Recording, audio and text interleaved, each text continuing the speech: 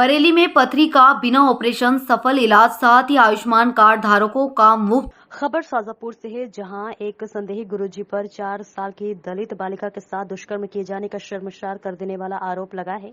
फरियादियों ने 2 जुलाई को पुलिस को दी गई शिकायत में बताया कि वह 25 जून 23 को उसकी 4 वर्षीय नातिन को घर छोड़कर खेत पर कार्य करने के लिए गई हुई थी। जब शाम को वह खेत में काम करके घर लौटी तो उसे नातिन ने अपने प्राइवेट पार्ट में जलन होने की बात बताई। इस पर उसे नातिन के साथ शुजालपुर फ्रिंगज साई मंदिर निवासी गुरुजी संतोष द्वारा गलत काम किए जाने का संदेह हुआ, क्योंकि बालिका के द्वारा बार बार कहा जा रहा था कि गुरुजी को जेल करवा देना। शुजालपुर पुलिस ने पीड़ित बच्ची के परिवार की शिकायत पर आरोपी संदेही गुरुजी संतोष के विरुद्ध दुष्कर्म सहित पॉक्सो एक्ट में प्रकरण दर्ज किया है। आरोपी को गिरफ्तार कर बुधवार को शाजापुर न्यायालय में पेश किया गया, जहां से उसे जेल भेज दिया गया है। इधर सामाजिक संगठनों के द्वारा प्रकरण फास्ट ट्रैक कोर्ट में चलाकर आरोपी को शीघ्र ही दंडित किए जाने की मांग की गई है। वहीं प्रदेश भर में आंदोलन की चेतावनी भी दी है। देखिए, 25 तारीख की घटना है, शुजालपुर की है, और जब से पुलिस इस मामले को दबाने की कोशिश में लगी हुई थी, पुलिस ने फरियादी उसकी मां को 3 दिन तक प्राइवेट होटल में रखा गया और बार बार उसके पति से, उसके नाना जी जो थे, उसके फरियादी के नाना जी जो थे, उनको डरा धमका कर उनसे बयान पलटने के लिए दबाव बनाया गया।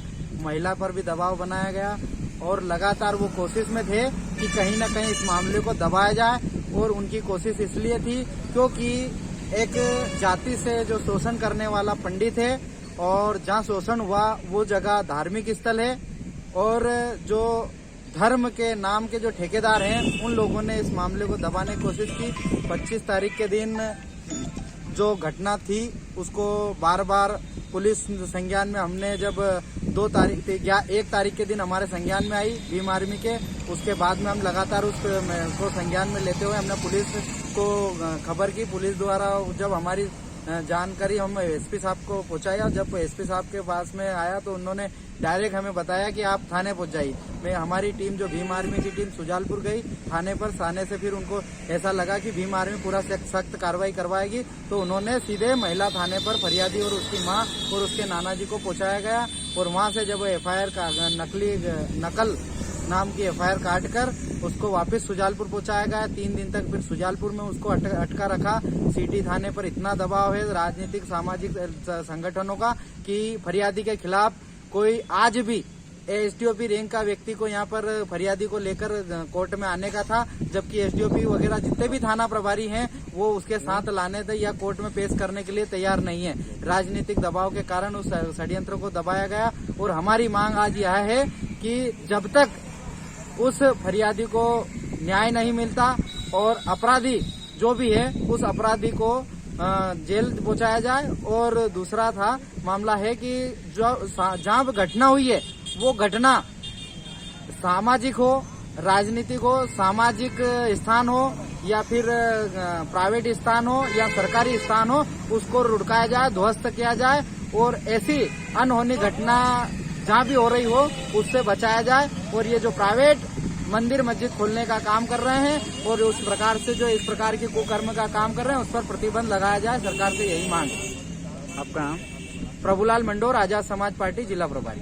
ये शुजालपुर मंडी थाना क्षेत्र में एक 4 साल की बालिका के साथ में वहाँ पे रहने वाले एक मंदिर के अंदर पूजा करने वाले पुजारी द्वारा उस बच्ची के साथ में हैवानियत की गई, बलात्कार किया गया। थाना क्षेत्र का एक मामला है जहाँ पर एक मंदिर के पुजारी द्वारा एक 4 साल की बालिका के साथ में हैवानियत की गई, जो कि मानवता को शर्मसार कर देने वाली निंदनीय घटना है। जिसके संबंध में आज शाजापुर जिले के कलेक्टर साहब से मिलने के लिए आया था। उन्होंने आश्वासन दिया है कि आप एसपी महोदय से मिलें और इस मामले में जितनी भी कठोर से कठोर कार्रवाई हो वो करवाने की पूरी हमें दिलासा दिलाई है।